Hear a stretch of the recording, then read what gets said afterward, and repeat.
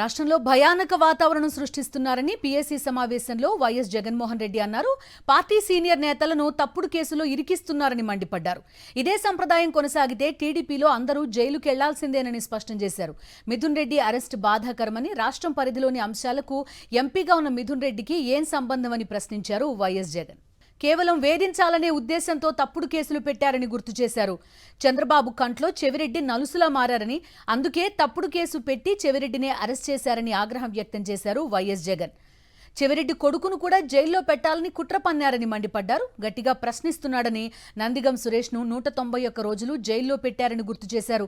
కాకాణిపై కూడా అక్రమ కేసులు పెట్టి అరెస్ట్ చేశారని, ఇప్పుడు మాజీ మంత్రి అనిల్పై తప్పుడు కేసు పెట్టారని గుర్తు చేశారు. లేని అక్రమాలు చూపి తప్పుడు కేసులు పెడుతున్నారని, పార్టీలో క్రియాశీలకంగా ఉన్న వారిపై కేసులు పెట్టి వేధిస్తున్నారని మండిపడ్డారు. ప్రజల తరపున ప్రశ్నించకుండా చేయాలనేదే బాబు ఉద్దేశమన్నారు. రిలీజ్ చేయబోతున్నాం. రాష్ట్రంలో ఎక్కడైనా కానీ, ఎవరికైనా కానీ, ఏ అధికారితో అయినా కానీ హరాస్మెంట్కి ఎవడైనా లోన్ అయితే ఆ యాప్లోకి పోయి యాప్ అడిగే క్వశ్చన్, నీకు ఏ రకంగా అన్యాయం జరిగింది అని. ఫలాని అధికారి నన్ను ఫలాని రకంగా, ఫలాని వాడి ఇన్ఫ్లుయెన్స్లో నన్ను అన్యాయంగా నా మీద కేసు పెట్టి నన్ను చిత్రహింస పెట్టినాడు అని చెప్పి ఎవడైనా కూడా యాప్ ద్వారా ఆ అధికారి పేరు దగ్గర నుంచి ఆయనకు జరిగిన ఏ పరిస్థితుల్లో ఆయన ఏ రకంగా ఇబ్బంది పడ్డాడు అనేది ఆయన చెప్పచ్చు. ఆయన దగ్గర ఏదైనా ఆధారాలు ఉంటే ఆ ఆధారాలు కూడా ఆయన అప్లోడ్ చేసే ఫెసిలిటీ కూడా కల్పిస్తూ ఉన్నాం. సో ఇంకో బటన్ నొక్కితే ఆయన కావాల్సిన ఆయన దగ్గర ఉన్న ఆధారాలు ఏదైనా ఉంటే ఆధారాలు కూడా ఆయన అప్లోడ్ చేయొచ్చు. ఆటోమేటిక్లీ ఆ కంప్లైంట్ మన డిజిటల్ లైబ్రరీలోకి వచ్చేస్తుంది. ఆ యాప్ ద్వారా మన డిజిటల్ లైబ్రరీ, మన దగ్గర ఉన్న మన సర్వర్లలోకి, మన డిజిటల్ లైబ్రరీలోకి వచ్చేస్తుంది. రేపొద్దున మనం ముఖ్యమంత్రి అయిన తర్వాత ఆ డిజిటల్ లైబ్రరీ మనం ఓపెన్ చేస్తాం. రేపొద్దున ఎవరికి, రాష్ట్రంలో ఏ కార్యకర్తకైనా ఎవరికైనా కూడా ఎటువంటి అన్యాయం జరిగినా, ఏ అధికారి వల్ల అన్యాయం జరిగినా వాళ్ళ పేరు, ఏ రకంగా అన్యాయం చేసినాడు, ఎవరి ప్రోద్బలంతో అన్యాయం చేసినాడు, ప్లస్ నెక్స్ట్ బటన్, మీ దగ్గర ఏమైనా సాక్ష్యాలు ఏమైనా ఉంటే, ఏమైనా అప్లోడ్ చేయాలనుకుంటే చేయండి. వీడియోలు కానీ, నీకు ఇంకా వేరే సాక్ష్యాలు కానీ ఏమైనా ఉంటే మీ దగ్గర ఉంటే మీరు చేయండి. సో అవి కూడా ఒక అవకాశం. అవన్నీ ఆటోమేటిక్లీ మన సర్వర్లలో, మన డిజిటల్ లైబ్రరీలోకి వెళ్ళిపోతుంది. మనం వచ్చిన తర్వాత అవి ఓపెన్ చేసి ఎవడెవడైతే మన కార్యకర్తలను అన్యాయం చేసినాడో వాళ్ళందరినీ కూడా చట్టం ముందర ఏ రకంగా నిలబెట్టాలనో ఆ రకంగా నిలబెట్టించి అందరినీ కూడా సినిమా చూపించే కార్యక్రమం మాత్రం జరుగుతుంది.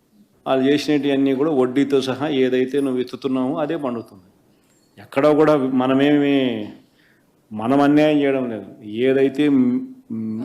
ఏదైతే మీరు ఎత్తినారో అదే రేపొద్దున పండుతుంది. చక్కెర వడ్డీతో సహా చెల్లించే పరిస్థితి వస్తుంది. అదొకటి ఖచ్చితంగా నెక్స్ట్ 10 రోజుల్లో రిలీజ్ చేయబోతున్నాం.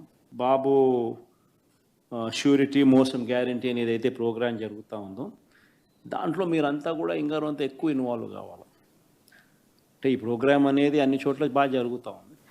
ఆర్గనైజ్డ్ పద్ధతిలోకి తీసుకొని రావాలంటే గ్రామ కమిటీస్ను మనం ఎఫెక్టివ్లీ ఫామ్ చేయాలి. ఎఫెక్టివ్లీ మనం ఫామ్ చేసే ఒక అవకాశం దీనివల్ల మనకు వచ్చింది ఈ ప్రోగ్రాం వల్ల. ఈ ప్రోగ్రాము ఎందుకు ఎంత బాగా ఉందంటే ప్రతి చోట కూడా చంద్రబాబు నాయుడు చేసిన మోసం అనేది క్లియర్ కట్గా కనిపిస్తూ ఉంది. ప్లస్ మోస్ట్ ఇంపార్టెంట్ థింగ్ ఏంటంటే మనల్ని పోగొట్టుకున్నామనేది కూడా ఆటోమేటిక్లీ కార్యకర్తల్లోనూ, శ్రేయోభిలాషుల్లోనూ, ప్రతి గ్రామ స్థాయిలోనూ కూడా అది విపరీతంగా కనిపిస్తుంది. ఇంతకుముందు వైఎస్ఆర్సీపీ ప్రభుత్వం ఉన్నప్పుడు ఇవన్నీ అందుతాన్ని, క్రమం తప్పకుండా అందుతాన్న పరిస్థితి నుంచి చంద్రబాబు నాయుడు వచ్చిన తర్వాత ఆ అందుతాన్నటివన్నీ ప్లేట్ తీసేసినాడు. ఆయన ఇస్తానని చెప్పినవన్నీ కూడా బిర్యానీ పెడతానన్నాడు. అది మూతగా బిర్యానీ అనేది పలావు పోయింది, బిర్యానీ కదా దేవుడెరుగు అనే స్టేజ్లోకి వెళ్ళిపోయిందనే టాక్ ప్రతి ఊర్లో జరుగుతుంది, ప్రతి ఇంట్లో జరుగుతుంది. కాబట్టి గ్రామ స్థాయిలో విపరీతమైన కదలిక వస్తూ ఉంది. ఆ కదలిక వచ్చిన నేపథ్యంలో మనం దీన్ని ఆర్గనైజ్డ్ పద్ధతిలోకి తీసుకొని రావాలి.